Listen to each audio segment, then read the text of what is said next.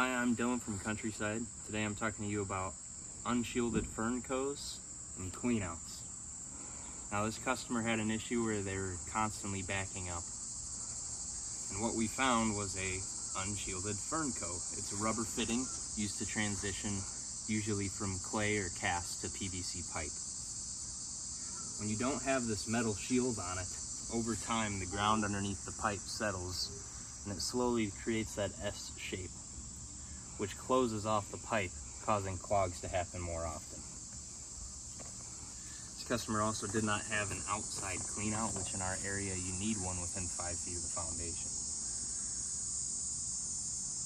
This allows your service plumber to come and rod both directions from either the sewer and the septic or from going up into the house without having to go down into the basement or crawl space or even into the house in general.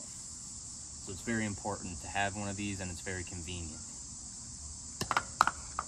And that's about it.